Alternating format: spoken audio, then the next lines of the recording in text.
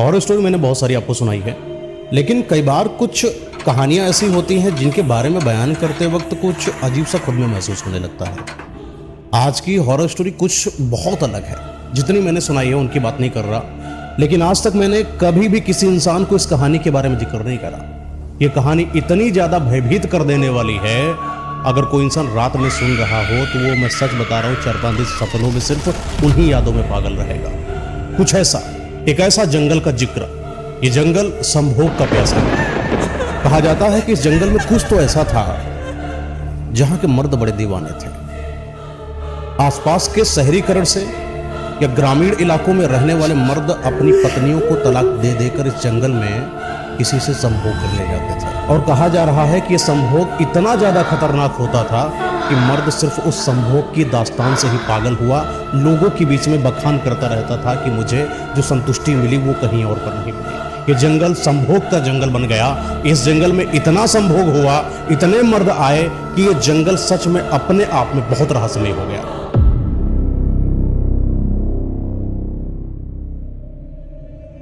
Sir, आपने काफ़ी समय से कोई भी हॉरर स्टोरी नहीं सुनाई और हमारी जनता आपकी हॉरर स्टोरी सुनने के लिए बिल्कुल बेचैन है। काफ़ी सारे कमेंट आ गए हैं आपकी हॉरर स्टोरी सुनने के लिए। चलिए आज सुनाई देते हैं फिर तो। Okay sir.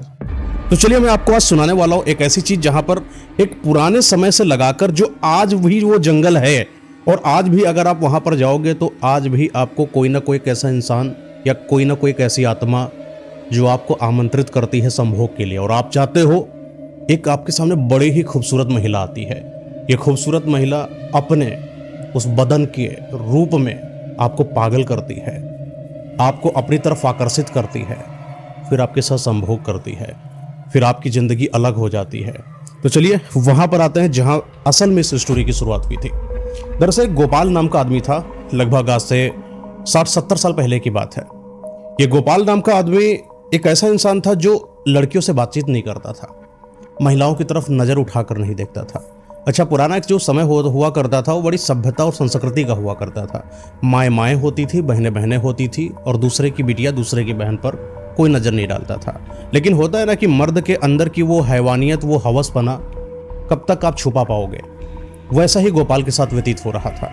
अक्सर जब भी ये किसी महिला को देखता है, इसके अंदर कुछ तो बदलाव देखने को मिलते हैं। कुछ हार्मोनल चेंजेस कह सकते हैं या सेक्स पाने की भूख कह सकते हैं, लेकिन इसको किसी लड़की के साथ संभोग करना था।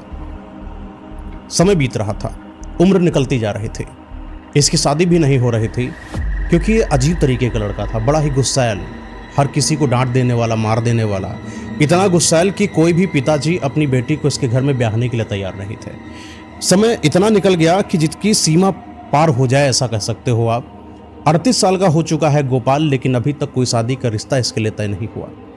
परेशान गोपाल पहुंच जाता है अपने घर से निकलकर एक ऐसी जंगल की यात्रा में जहां किसी ने तो इसको बताया था कि एक ऐसा जंगल है, वहां पर आपको एक ऐसे गुरुजी मिलेंगे। वो गुरुजी कई सारी सिद्धियों को कराते हैं, कई सारी शक्तियों को साधे हुए हैं। अगर कोई भी इंसान उन गुरुजी के संपर्क में, उनके मार्गदर्शन में किसी सिद्धि को पा लेता है, उस सिद्धि के जरिए वो अपनी मनोवांछित प्रक्रिया को पा सकता है। जो चाहे वो मांग सकता है, जैसे चाहे वैसे रह सकता है, जितना लंबा चाहे उतना लंबा हो सकता है, उतना उम्रदार हो सकता है, जवानी बरकरार कर सकता है, बुढ़ापे को तार तार कर सकता है। ऐसा है गुरु। और ये बात जैसे ही पता चलती है गोपाल को, ये अपने गांव को छोड़कर निकल पड़ता है एक ऐसे जंगल की तलाश में। हालांकि इसको किसी ने जिक्र करा था कि फला दूरी पर एक जंगल है, वहां पर आपको जाना है और इस तरीके से जाना है, वहां पर आपको गुरुजी मिलेंगे। ये वैसे ही वैसे उस जंगल की तरफ जाता है।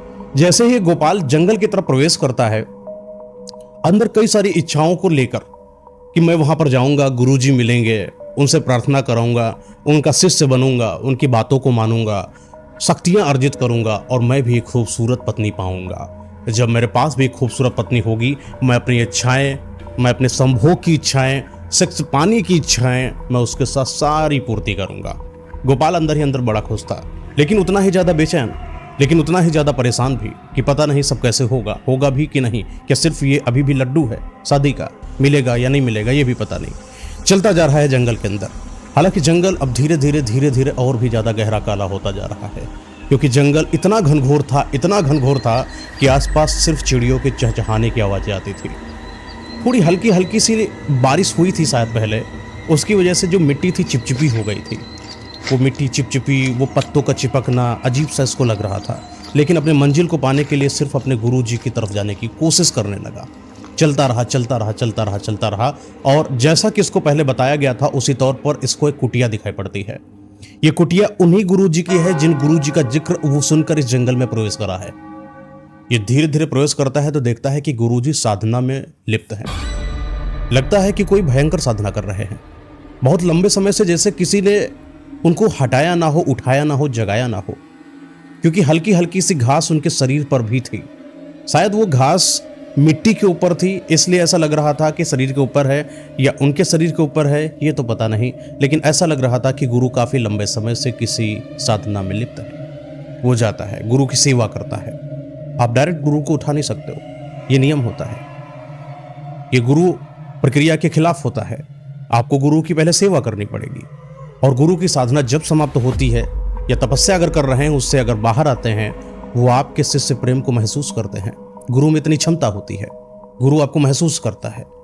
ये गोपाल गुरु की सेवा करने लगा, उनकी देखरेख करने लगा, उनकी कुटिया की सफाई करने लगा, आसपास उनके पास फैले हुए पत्तों को साफ करने लगा, आग जलाने लगा। हल्की हल्की वो बारिश की ठंडक, इसको ऐसा लग रहा था कि गुरु को शायद ठंडक लग रही हो, उन पत्तों को इकट्ठा करके आग जला रहा था किनारे की, गुरु को हमारे कोई तकलीफ ना हो। धीरे धीरे गुरु भी अपने चेले की सेवा को देखकर बड़ा मन के अंदर प्रसन्न होते, लेकिन क्योंकि वो तपस्या में लिप्त थे तो वो अभी उठ नहीं सकते थे।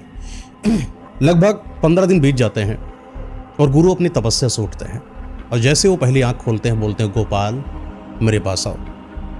अपने नाम को गुरु जी के शब्दों से उच्चारित होता देख गोपाल बड़ा प्रसन्न हुआ। गोपाल समझ गया कि अगर गुरु ने मेरा नाम लिया है तो जरूर वो मेरे बारे में सब कुछ जानते हैं। गुरु खड़े होते हैं, उसको अपने गले से लगाते हैं, और गोपाल की इस दृढ़ निश्चय, इस कर्मठी इच्छा को देखकर गोपाल से बोलते हैं कि तुम्हारे अंदर मेरा शिष्य बनने की चाहत है। मुझे अच्छा लगा कि तुम मेरे शिष्य बनकर यहाँ पर आए, और तुम्हारे अंदर ये जुझारू रूप देखकर मैं बड़ा प्रसन्न हुआ। बताओ तुम्हें क्या चाहिए, किस चीज़ के लिए आए हो, आखिर इच्छा क्या है तुम्हारी। गोपाल कहता है कि गुरुदेव प्रणाम, मुझे इतना पता है कि आप मेरे मन को भाप गए होंगे, मुझे पता है कि आप मेरे बारे में जान रहे होंगे, आपको यह भी एहसास है कि मैं यहाँ पर क्यों आया हूँ, सिर्फ आप बड़प्पन की वजह से शायद पूछ रहे हैं। गुरु कहते हैं कि बेटा शिष्य को बताना ही पड़ता है, आपको बताना पड़ेगा।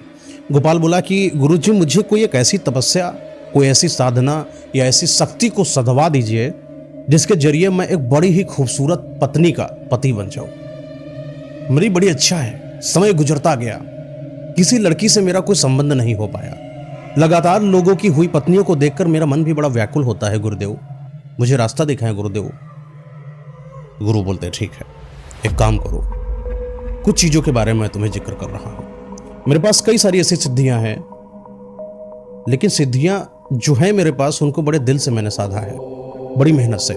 शक्ति का दुरुपयोग नहीं कर सकते तुम। एक अप्सरा सिद्धि होती है, अगर कोई भी इंसान अप्सरा सिद्धि करता है, उसको आसमान की इतनी हूर की परी आती है, इतनी खूबसूरत परी आती है, वो अप्सरा रूपी परी उसको अपना दीवाना करती है, उसको अपने प्यार में पागल करती है। ये समझ लो कि अगर आपने अप्सरा को सिद्ध कर लिया तो अप्सरा आपकी गुलाम बन जाएगी, और वो गुलाम अप्सरा आपके लिए हर वो काम करेगी जिसकी आपकी इच्छा है।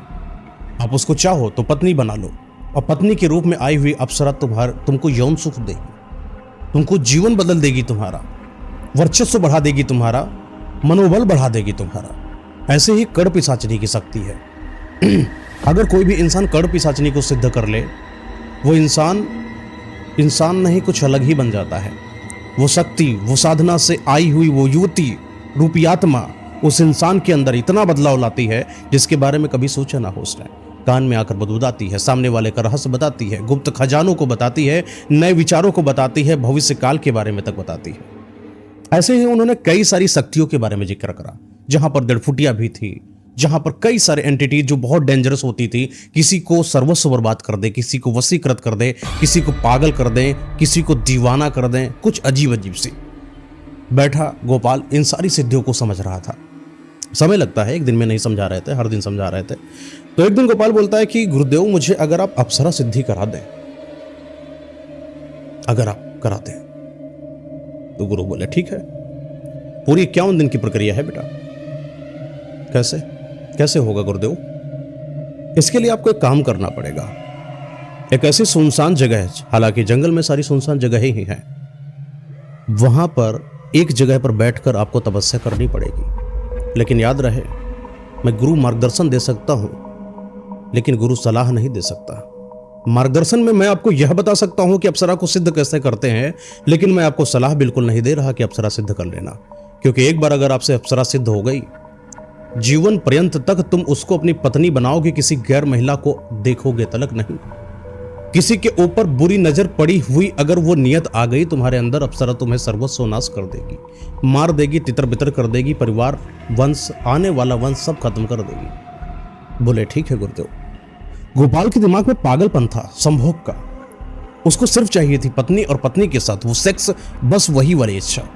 और जिस तरीके से गुरुदेव उनको बता रहे थे कि अप्सरा अगर आती है तो सिर्फ वो यौन सुख चाहती है, वो शब्द, वो यौन सुख उसको, गोपाल को और ज्यादा आकर्षित कर रहे थे उन शब्दों की तरफ। गोपाल बोलता ठीक है गुरुदेव, लेकिन गोपाल को बताया गया गुरुदेव के द्वारा कि आपको यह सिद्धि मैं अभी नहीं सिखा सकता, इसके लिए पहले तुमको ब्रह्मचर्य करना पड़ेगा, और लगातार तुमको 1.5 साल के बाद मैं इस सिद्धि में डालूंगा जहां पर 3 साल लगेंगे।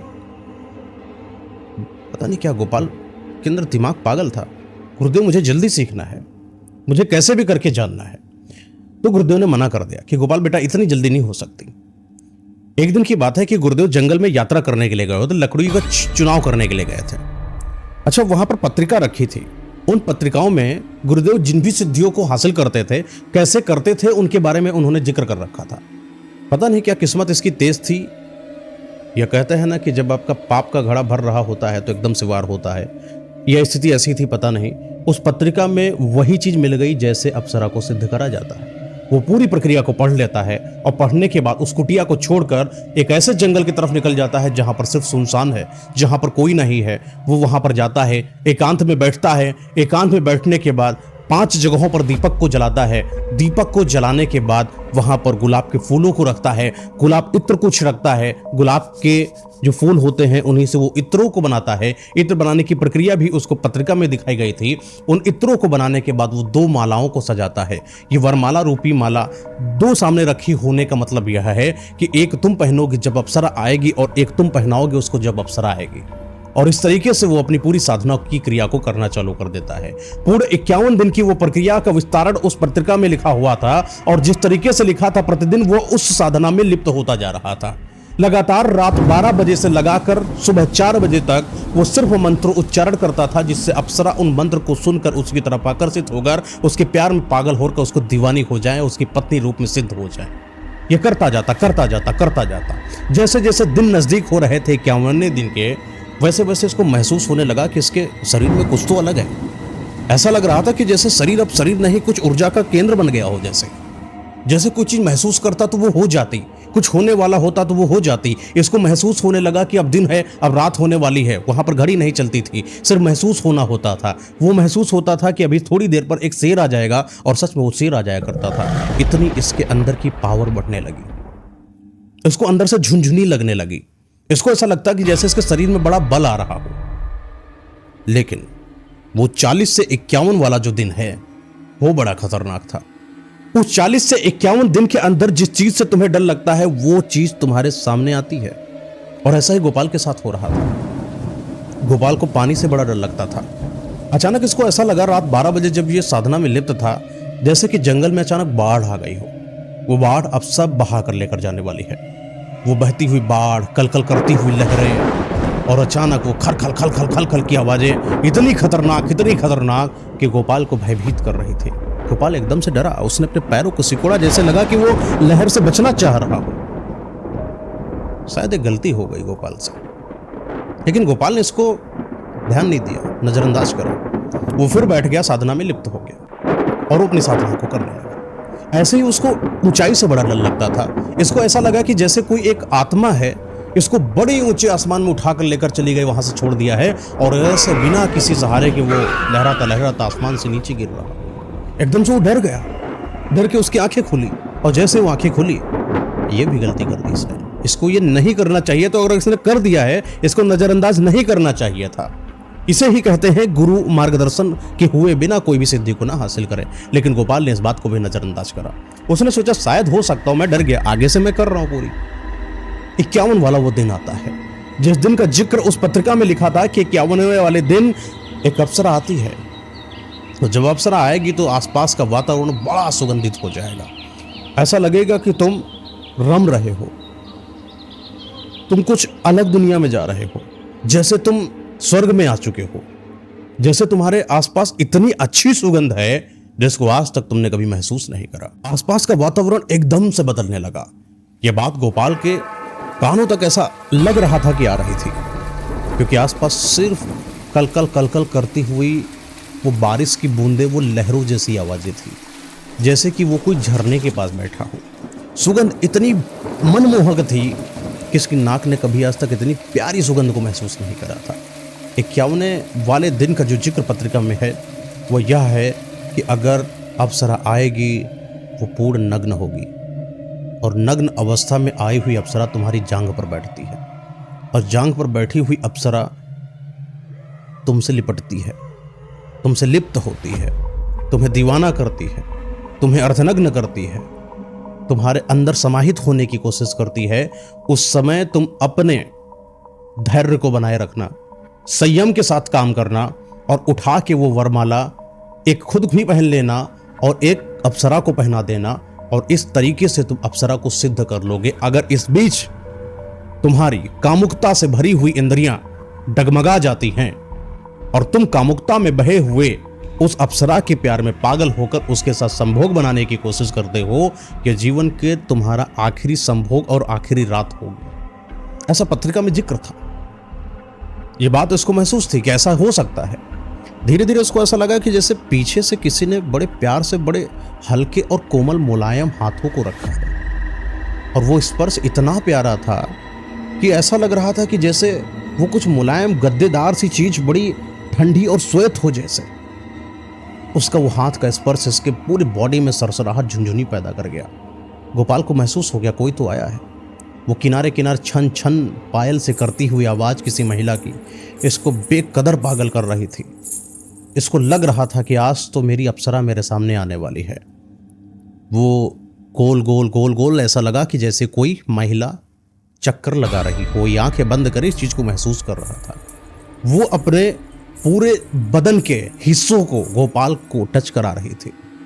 धीरे धीरे वो गोल गोल गोल गोल आकर इसकी जांघ पर बैठती है, और जब ये जांघ पर बैठती है इसको बाहों से जकड़ लेती है। बाहों से जकड़कर इसके कानों में फुसफुसाती है, गोपाल मैं आ गई, अपनी आंखें खोलो गोपाल, आओ तुम मेरे में लिप्त हो जाओ गोपाल। आज हम और तुम इस दुनिया के अंदर एक अलग नई दुनिया बसाएंगे। ऐसी सी बातें बोलती है, लेकिन गोपाल को पता था कि मुझे यही नहीं करना है, मुझे तुरंत वरमाला पहनाना है। वो तुरंत अपनी आंखों को खोलता है, वरमाला पहनाता है अप्सरा को और खुद पहनता है, और जैसे ही पहनता है स्थिति एकदम सामान्य हो जाती है।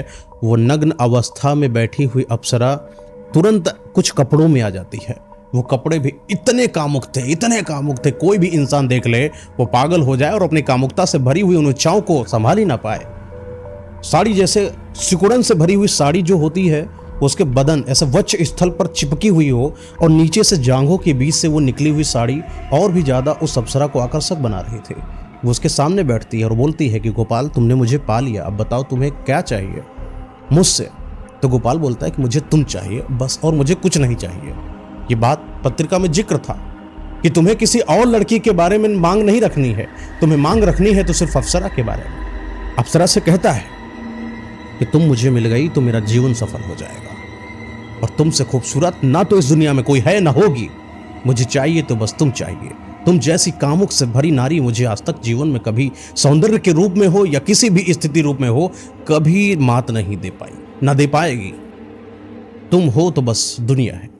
ये बात बोलता है, अप्सरा बड़ी खुश होती है, उसको गले से लगाती है, और एक पहली किस गोपाल को अप्सरा के माध्यम से मिलती है, और अचानक से अप्सरा एकदम से गायब। और ये वो दिन था जो गोपाल के लिए बड़ा ही अलग था। आज गोपाल जैसे 7वें आसमान में था, क्योंकि उसने वो पा लिया था जिसका जिक्र कभी वो लोगों से करा करता था, लोगों ने उससे करा था, जिसका जिक्र पत्रिका में था, जिसका जिक्र कभी गुरु ने करा था। आज गोपाल बड़ा खुश, और खुश होकर पूरे दिन इस चीज का इंतजार करने लगा वहीं जंगल में बैठकर कि कब रात होगी और अप्सरा आएगी। 1 रात, 2 रात, 3 रात, 4 रात बीत गई, लेकिन अप्सरा का न जिक्र है न कहीं उसके होने का एहसास। अब करे तो करे क्या करे, ये सिर्फ एक आत्मा है या कोई देवी है या क्या है, कुछ समझ में नहीं आ रहा है। क्योंकि हो साक्षात तो उसका स्पर्श या उससे बातचीत करी जा सके, लेकिन जो आत्मा हो या सिर्फ जो एनर्जी हो वो अपने मन से आए, इससे क्या बात करें और क्या उम्मीदें लगाएं। गोपाल पागल हो रहा था। गोपाल व्याकुल अवस्था में रुआ से एकदम जंगल से आह्वान करता है कि ऐ जंगल, जिसका जिक्र मैंने कभी पूरे 51 दिन तक तुझसे नहीं करा, आज मैं कर रहा हूं। मुझे जिसकी चाहत है, जो मेरे पास आई थी, वो मुझे लौटा दे जंगल। वो जंगल से डिमांड करता है और बस वो इतना बोलता है कि इसके सामने एक ऐसी लहलहाती हुई लड़की आती है, लाल कपड़े में लिप्त, बदन पूरा खुला हुआ, सिर्फ ऐसा लग रहा है कि सिर्फ वक्ष स्थल और ये जांघों के पास बस कपड़ा लिपटा है, लाल कलर का सिमटा हुआ चुनरी नुमा बना। और उसके सामने एक ऐसी महिला जिसके लंबे लंबे काले काले घने घने से बाल हैं और यहाँ पर उसने गुलाब के फूलों को लगा रखा है। ये कान को सजा रखे हैं, आंखें बहुत बड़ी बड़ी और ये पलकें इतनी बढ़िया मनमोहक कि कोई भी इंसान देखकर पागल हो जाए। ये घनी काली भौहें, वक्ष स्थल उभरा हुआ, वो पतली सी कमर, पूरा सा जो बदन है कुछ ऐसा है जिसकी बनावट का जिक्र कोई नहीं कर सकता था। उस इंसान ने देखा था अपनी आंखों से, गोपाल ने। गोपाल देखता है तो पूछता है, कौन हो तुम? ये सौंदर्य की बला जो मेरे सामने खड़ी है, उसका नाम क्या है? बोलती है, चारुलता कहते हैं मुझे। तुमने पाया है मुझे, मैं पत्नी हूं तुम्हारी। आज से आज की रात गोपाल तुम्हारी हुई। आओ आज रात हम दोनों एक हो जाते हैं। वो जैसे जैसे उसकी बातें बढ़ रही थी, वो गोपाल उसके नजदीक जा रहा था। नजदीकियां दोनों के अंदर बढ़ रही थी। वो अप्सरा गोपाल से करीब आ रही थी। गोपाल उसके बदन की वो खुशबू को सूंघकर पागल हुआ जा रहा था। उसके बदन के अंदर से निकली हुई वो खुशबू इतनी ज्यादा मनमोहक थी कि वो इंसान अपनी सारी इंद्रियों पर कंट्रोल करना भूल गया और सिर्फ अपने शरीर को एकदम शिथिल सा छोड़ दिया, जैसे कि वो कुछ बचा ही ना हो। अपने शरीर को हल्का छोड़ दिया और वो अप्सरा उसके शरीर के साथ खेल रही थी। वो धीरे धीरे गोपाल के कपड़ों को हटाती है। वो धीरे धीरे कपड़ों को हटाने के साथ साथ उसके कान में फुसफुसाती है, उसके गर्दन को चाटती है, उसके ये वक्ष जो छाती होती है गोपाल की, वो उसको चाटती है, उसके पैरों को चाटती है, उसके अंगूठे को पीने की कोशिश करती है और उसके ये जो मस्तक है, मस्तक पर बार बार हल्की हल्की मुंह से गर्म हवा डालती है, जिससे पागल हो जाता है गोपाल। और गोपाल उस अप्सरा के साथ उस रात संभोग करता है। उस रात का वो संभोग अलग था, क्योंकि पहली बार था गोपाल के लिए। जीवन में पहली बार लड़की के साथ संभोग कर रहा था और वो संभोग भी इतनी खूबसूरत सौंदर्य की बला के साथ। इसको बड़ा अच्छा लग रहा था। पूरी रात इसने जम के मजे लिए, लेकिन कुछ तो इसके साथ हुआ जो अजीब सा हुआ। जब ये संभोग कर रहा था चारुलता के साथ, इसको ऐसा लग रहा था कि जैसे चारुलता बीच बीच में एकदम दुर्गंधित लग रही हो, जैसे उसी खूबसूरत और मनमोहक और वो जो सुगंध था, सुगंधित जो उसका बॉडी है, उससे दुर्गंध आ रही हो, बास आ रही हो, जैसे मरे हुए इंसान की बास आ रही हो। और एकदम से वो गायब हो जाती। एकदम से बड़ी खूबसूरत, बड़ी मनमोहक सुगंधित हवा, एकदम से दुर्गंधित हवा। एकदम से उसको ऐसा महसूस होता, जब संभोग कर रहे थे तो चिपक के करते हैं, तो ऐसा लगा कि जैसे उसने जब पीठ का जो हिस्सा होता है, जब उसने हाथों को गोपाल ने रखा हुआ है संभोग के दौरान, तो कई बार तो उसको लगता है कि इसका जो शरीर है वो बड़ा ही कोमल है। कई बार ऐसा लगता है कि जैसे वो मांस का लोथड़ा हो, चपचपा रहा हो जैसे। एकदम से वो पगला गया, एकदम हड़बड़ाया और उसने चारुलता को धक्का मारा। और जैसे ही चारुलता को धक्का मारा तो देखता है कि चारुलता सामने उसके आंखों की तरफ देखकर गुस्से में देख रही हो और बोल रही हो कि मुझे अभी संतुष्टि नहीं मिली है गोपाल, मुझे संतुष्ट करो वरना मैं तुम्हें मार दूंगी। वो आंखों का गुस्सा गोपाल को डरा रहा था। इतनी खूबसूरत महिला, लेकिन वो गहरी लाल आंखें और बड़ी डरावनी आंखें, जैसे उसको सिर्फ संभोग की चाहत हो। बोलती है गोपाल तुम बस शांत हो जाओ, मुझे संतुष्ट होने दो गोपाल, फिर तुम जो चाहोगी मैं तुम्हें वो दूंगी गोपाल।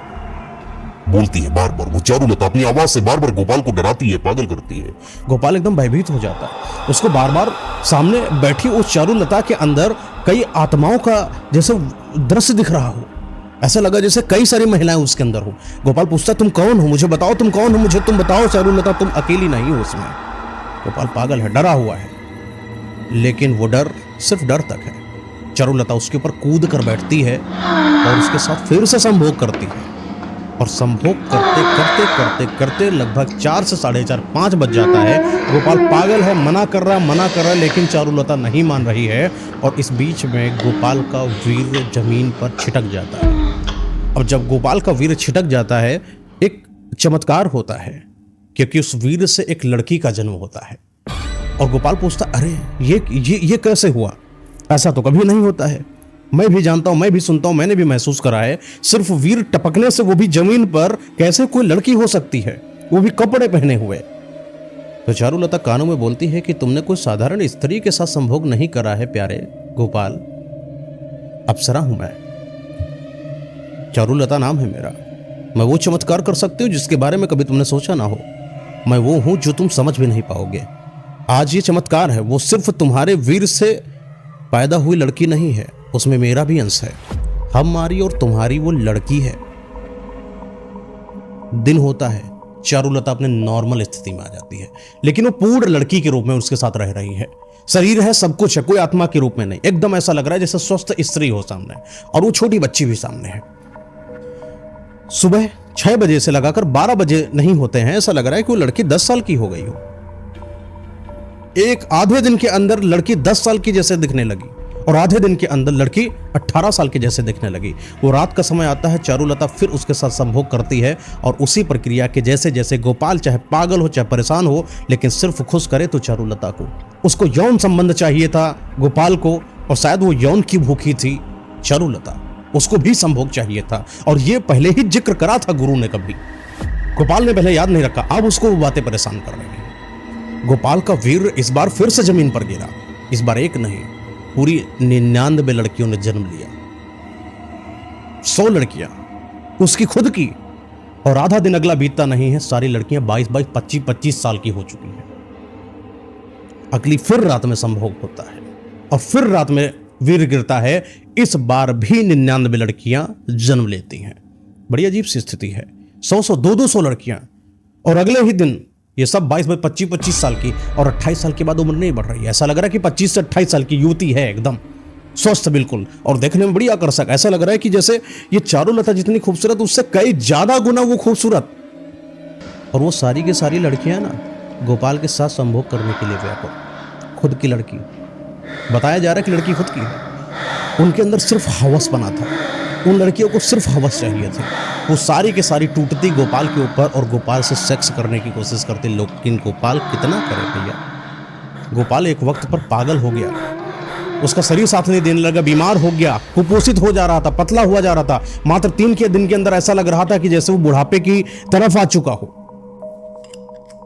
पागल हुआ गोपाल, चारुलता से बोलता है कि मुझे बख्श दो, मुझे जाने दो, मुझे ये सब चीजें नहीं चाहिए। या तो तुम मुझे मार दो या मुझे जाने दो।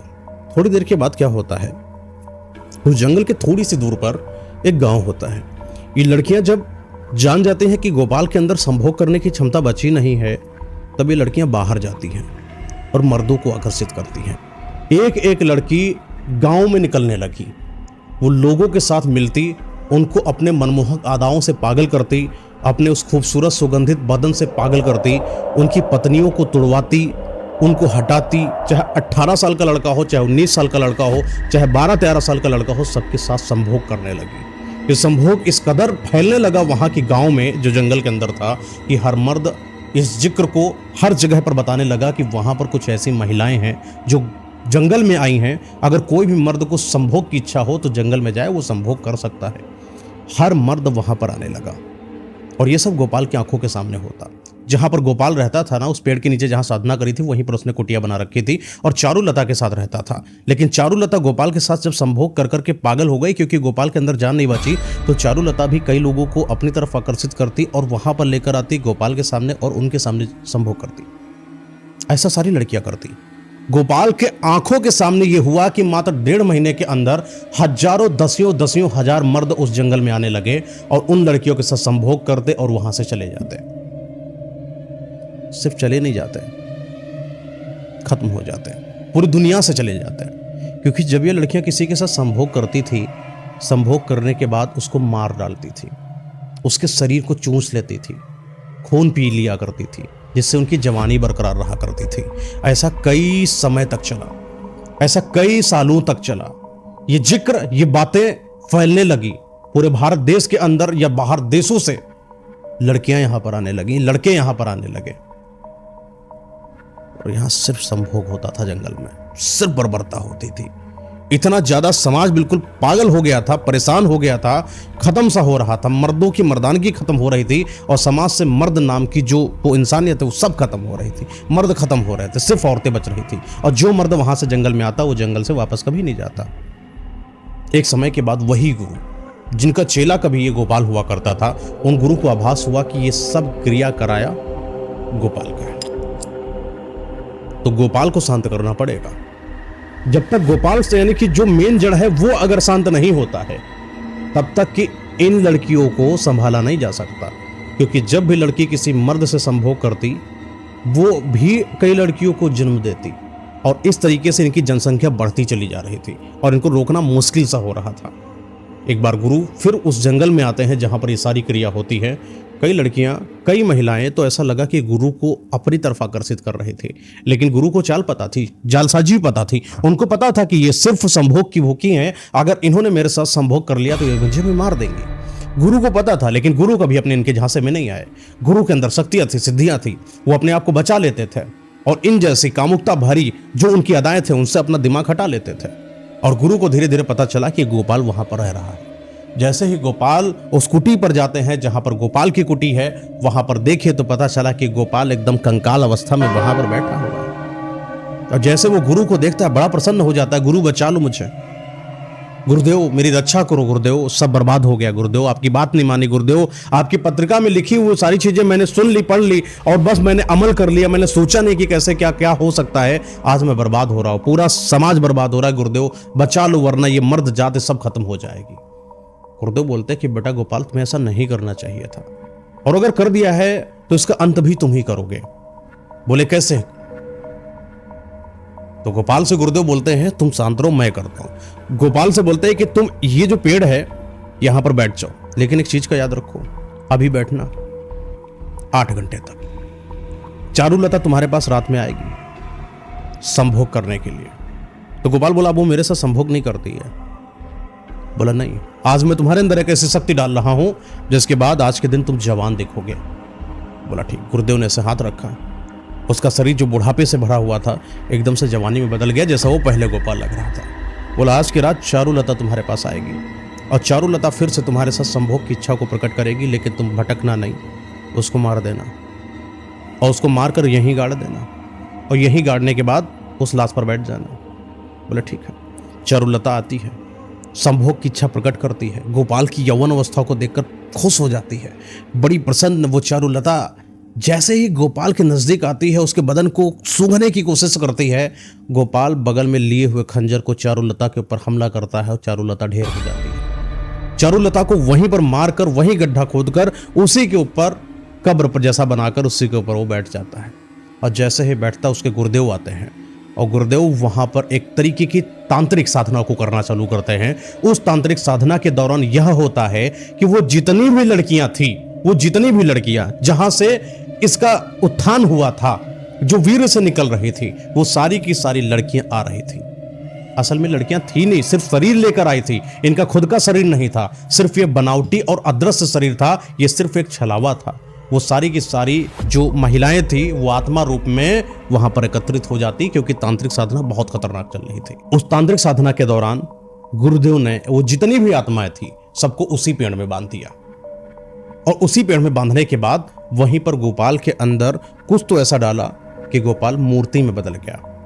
और ये वो दिन था जो गोपाल मूर्ति में तब्दील है, चारुलता नीचे दफन है, और ऊपर की जो वृक्ष था वहां पर सारी की सारी लड़कियों की आत्मा कैद हो चुकी है। और गुरुदेव उस जंगल से निकल जाते हैं। वहां पर से कहीं पर कोई भी आज के बाद से कोई ऐसी खबर नहीं मिली कि किसी मर्द को वहां पर कोई लड़की दिखाई पड़ रही हो। लेकिन यह समय बड़ा अजीब होता है। 20-25 साल गुजर गया, किसी को कुछ दिखा नहीं। यह भी 10-12 साल पहले की बात है। लोगों को यह तो पता है कि वो जंगल बड़ा रहस्यमयी और चमत्कारी और संभोग से भरा है, संभोग का प्यासा है, वहां पर लड़कियां मिलती हैं। लेकिन लोगों को अब धीरे धीरे लगने लगा कि अब शायद वहां पर इतना भी है नहीं, सच नहीं है, ये सिर्फ झूठ है, ये सिर्फ अफवाह है, सिर्फ एक छलावा है, भ्रम है। लोगों में कहानी रूपी डाला गया है, लेकिन ऐसा तब जाकर सच होता है जब अभी 10-12 साल के पहले एक सोमेश नाम का लड़का अपनी पत्नी से थोड़ा सा परेशान था, तू में हुई थी और उसको मायके जा रहा था छोड़ने के लिए। उसे जंगल के अंदर से यात्रा निकलती है, सड़क है तो वहाँ से जाना है छोड़ने के लिए। तो कार से जा रहा होता, अपनी जगह का जिक्र नहीं करूँगा वरना चीज़ें गड़बड़ हो जाएंगी, ठीक है। तो अंदर जाता जाता कार से छोड़ देता है। तो वहीं पर उसके एक दोस्त ने, जो कि उसके ससुराल के संबंधी था, वो बताता है कि जंगल से जिस आए हो, इस जंगल में कुछ अलग है। अगर जंगल में गौर से देखोगे तो यहाँ पर एक लड़की आती है और वो लड़की संभोग की इच्छा रखती है। वो वैसे है वहाँ पर। अगर तुम्हें कभी चाहत हो ना तो जंगल में जाना और थोड़ी देर ठिठकना और आसपास के पेड़ों को देखने की कोशिश करना। वहीं के बीच में कहीं ना कहीं से वो वैसे आती है और वहाँ कई वैसे रहती हैं। अगर तुम चाहो तो तुम्हारे अंदर की वो संभोग की इच्छाओं को पूर्ण कर सकती है। ऐसे ही बातों बातों में हंसी मजाक किया करते थे। लेकिन इस बार की बात है जब मायके से तूतू में मतलब वो पत्नी से तूतू में हो चुकी थी सोमेश की, जब उसको मायके छोड़ आया था तो रास्ते में लौट रहा था, बड़ा खुश था, उसको अच्छा लग रहा था कि अब कुछ दिन तक तो आराम से रहेंगे। लेकिन जंगल के बीच में जब आता है उसको उन लोगों की बातें याद आती हैं जिन्होंने जिक्र करा था कि यहाँ पर अगर गाड़ी को थोड़ी देर के लिए रोका जाए और जंगल में लगे पेड़ों को आसपास देखा जाए तो कोई वैसे आती है। आज इसके अंदर कामुकता वाली इच्छाएं थी, संभोग करने की इच्छा थी, पत्नी से परेशान हो गया था। कब तक एक पत्नी से सेक्स करता, इसकी ये इच्छा थी कि कब तक एक लड़की से सेक्स करेंगे, कब तक एक पत्नी के साथ जीवन पर्यंत रहेंगे। अब तो मुझे और भी मस्त दुनिया जीनी है, कई लड़कियों के साथ संभोग करना है। ये बात इसके दिमाग में जैसी आती, गाड़ी को रोकता है जंगल के बीच में और गाड़ी से उतरता है, आसपास देखने की कोशिश करता है जंगलों में कि शायद कहीं से क्या सच है, चलो आज पता लगाते हैं। थोड़ा सा आगे जाता है, चलते चलते आगे गया तो उसको दिखाई पड़ा कि छन छन छन करती हुई कोई आवाज़ आ रही है। पहले तो उसको डर लगा, ये दौड़ के आया, कार के अंदर बैठ गया क्या। लेकिन थोड़ी ही देर के बाद कार के बगल का जो विंडो वाली सीट, विंडो वाला होता है शीशा, वहाँ पर ऐसे देखता है पलट के, कोई महिला खड़ी है, बड़ी खूबसूरत, पीले कपड़े में महिला है। सिर्फ वक्षस्थल और सिर्फ जांघों के पास उसने कपड़ा डाल रखा है और कहीं पर नहीं। हल्की सी वो चंद्रमा की हल्की हल्की सी रोशनी, उसका बड़ा दूधिया गोरा बदन उसको चमका रहा था। वो बड़ी खूबसूरत थी, बहुत खूबसूरत, लंबे लंबे घने घने बाल, आंखें बिल्कुल मनमोहिनी जैसी, बिल्कुल मोटे गद्देदार होठ, नाक लंबी सी, क्या प्यारी लग रही थी सोमेश को। सोमेश जैसे उसे देखता है और हल्का सा शीशे को डाउन करता है तो एक अच्छी सी खुशबू उसके अंदर आती है। पूछता है तुमसे कि तुम यहाँ इतनी रात में। तो लड़की ऐसे दोनों हाथों को ऐसे रख के शीशे पास ऐसे खड़ी हो जाती, बोलती कि तुम्हें क्या चाहिए। तो सोमेश बोलता है मुझे तुम चाहिए। तो बोलते ये है ठीक है, ओके, तो आओ उतर के आओ। सीधी बातें हो रही है, कोई घुमा फिरा के नहीं। आओ उतर के आओ, चलते हैं, थोड़ी दूर पर एक पेड़ है, वहीं पर हम लोग संभोग करेंगे और तुम चले जाना। सोमेश पहले डरता है, मना करता है, बोलता कि कार में आ जाओ ना, कार में पीछे जगह है, वहां बैठो आके, पीछे करते हैं।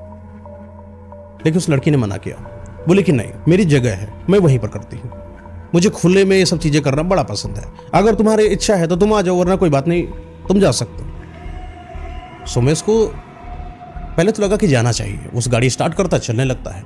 वो लड़की धीरे धीरे वो वृक्ष के पास जा रही होती है जहां पर उसने जिक्र किया था। लेकिन जैसे वो लड़की को देखता है फिर से, उसकी वो पतली सी कमर, वो बड़ी ही दूधिया थी, श्वेत रूप में एकदम चमक रही थी। वो उसकी बनावट, चलावट, जिस तरीके से अदाओं से चल रही थी, इतनी खूबसूरत उसको लगी, इसके अंदर संभोग की इच्छा और ज्यादा प्रकट होने लगी। और इस पल को वो खोना नहीं चाहता था। वो सोमेश हॉर्न मारता है, वो युवती पीछे पलटती है और उसको इशारा करता है रुको मैं आ रहा हूं। गाड़ी से उतरता है और उसे पेड़ के पास पहुंच जाता है। और जैसे ही पेड़ के पास पहुंचता है, वो युवती खुद से सोमेश के कपड़ों को उतारती है और सोमेश भी धीरे धीरे उसके बदन को सूंघ रहा होता है। सूंघते सूंघते उसके प्यार में पागल हो रहा था, सिर्फ उसके सर पर हवस चढ़ रही थी। पूछता है कि कहां पर कोई जगह है क्या। बोली नहीं, मैं तो जंगल के पास कर लूंगी, यहीं पर पेड़ के पास ही। सोमेश को अब कुछ नहीं चाहिए था, सिर्फ वो लड़की चाहिए थी और उसके साथ संभोग चाहिए था, बस। कहीं पर भी, पेड़, किनारा, गली, खैलान, कहीं पर भी हो, कोई दिक्कत नहीं। सोमेश वहीं पर तैयार हो जाता है और उसके साथ संभोग करना चालू करता है। जैसे जैसे संभोग होना चालू होता है ना, इसकी आंखें बंद होती हैं। आंखें आपकी बंद हैं लेकिन कान आपके बंद नहीं होते। आपको महसूस होता है आवाजें, आपको महसूस होता है वातावरण। इसको धीरे धीरे वो युवती की आवाजें आ रही थी संभोग के दौरान जो आती है। पूछता है सोमेश युवती से तुम्हारा नाम क्या है। बोली मेरा नाम मत जानो, क्या करोगे जान के, तुम्हें करना है करो और जाओ। तो बोल रहा नहीं बताओ, तो मुझे तुम बड़ी प्यारी लग रही हो, मैं बार बार आऊंगा, जब भी आऊंगा मैं तुम्हारे पास ही आऊंगा और तुम्हें जो चीज चाहिए होगी मैं तुम्हें दूंगा। आज तुम मेरे साथ मुझे तुम बड़ा खुश कर दो, मैं तुम्हें पैसों से लाद दूंगा। युवती बोलती मुझे पैसा नहीं चाहिए। सोमेश, नाम जानती है सोमेश का? तो मेरा नाम कैसे जानती हो? बोली वो समझ जानो, बस मुझे इतना पता है कि तुम मुझे खुश कर पाओगे इसलिए मैं तुम्हारे पास आई, वरना मर्द तो बहुत आते, मैं हर किसी के पास नहीं जाती। मुझे पैसों की चाहत नहीं है, सिर्फ तुम्हारी चाहत है सोमेश। ये सब बातें संभोग करते करते हो रही है। सोमेश फिर से बोलता है कि अच्छा कोई बात नहीं, अपना नाम तो बताओ। युवती बोलती ठीक है, तुम पागल हो रहे हो, तो मेरा नाम चारुलता है। चारुलता, याद है ना वो नाम कौन सा बताया मैंने बहुत पहले जिसका जिक्र, तो वो चारुलता बोलती है। और जैसे चारुलता बोलती है इसकी आवाज़ें और तेज हो जाती चारुलता की। ये जब संभोग कर रहा होता है तो इसको महसूस होता, कानों से आंखें बंद हैं, इसको लग रहा है कि अब चारुलता की सिर्फ वही आवाज़ नहीं आ रही जिस आवाज़ में अभी बात हो रही थी। ऐसा लगा कि जैसे कई और मल्टीपल आवाज़ें आ रही हो, 1 बार 2 3 4 5 10 20 50 100 जैसे महिलाओं की आवाज़ें आ रही हैं। वो तुरंत अपनी आंखों को खोलता, जैसे आंखों को खोलता एकदम से देखता है कि अरे ये तो खूबसूरत वो युवती है ही नहीं जिसके प्यार में पागल होकर मैं संभोग कर रहा हूं। पूरा शरीर उथला सा, कटा हुआ सा, जैसे छिछला सा, बिल्कुल जैसे किसी ने कुछ एसिड जैसा फेंक रखा और उसके बाद वो पूरा छिछला गया हो। बाल वाल कुछ नहीं, बिल्कुल टकली से एकदम, वो भी खुरधुरी से, बिल्कुल एकदम दुर्गंध से भरी हुई बास आ रही है उसके अंदर से। और बार बार उसके अंदर से वो प्रतियां बदल रही हैं, एक कोई दूसरी लड़की, कोई तीसरी लड़की, कोई पांचवी लड़की। और जैसे अपने चेहरे को ऊपर उठाता है तो देखता क्या, बहुत सारी हजारों की तादाद में लड़कियां उल्टी लटकी हैं पेड़ के नीचे, और वो अपने जबान से सोमेश को चाटने की कोशिश कर रही है। और जैसे ही सोमेश उस चारुलता को धक्का देकर पीछे देता है भयभीत होकर और वहां से भागने की कोशिश करता है, तो सारी की सारी लड़कियां कूदकर सोमेश के ऊपर हमला कर देती हैं, सोमेश को नीचे बिछा देती हैं और सोमेश के ऊपर टूट पड़ती हैं, उसके शरीर के ऊपर। कुछ लड़कियां उसके यहाँ पर चाट रही थी, कुछ खा रही थी, कुछ उसके अंगूठे को खा रही थी, कुछ उसके पैर को खा रही थी, कुछ उसके खून को पी रही थी। सोमेश के साथ आज जो दुर्गति हो रही थी इस बारे में सोमेश ने कभी नहीं सोचा था। पता नहीं कैसे इसके अंदर से इतनी ताब आई कि उसने धक्का दिया तो वहां की कुछ लड़कियां वहां से गिर गई इधर उधर, और वहां से वो भागा। और भागा भागा बगल में ही पेड़ था, वहां पर एक मूर्ति रखी थी। मूर्ति के पास जैसे ही जाकर बैठा तो देखा कि वो सारी की सारी लड़कियां उस मूर्ति के पास नहीं आ रही, आंखें नहीं मिला रही उस मूर्ति से, पीठ करके बैठी हुई है।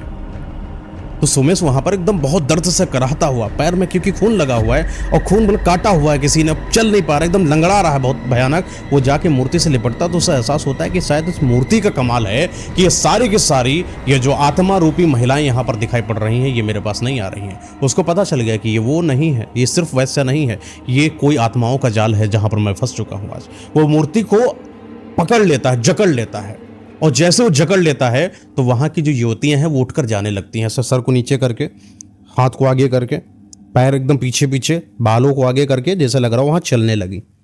यानी कि वो सच में आत्माएं थी। और चलती चलती चलती चलती वो बगल वाले पेड़ के ऊपर चढ़ रही थी। 2 पेड़ एक साथ ही थे, दोनों ही जुड़े हुए थे, शायद एक ही दूसरे के पार्ट थे। इसको समझ में आ गया था कि जो मूर्ति मैंने पकड़ा है सब कमाल मूर्ति का है। अगर मैं मूर्ति के साथ हूँ तो मैं सुरक्षित हूँ, वरना मैं मारा जाऊंगा।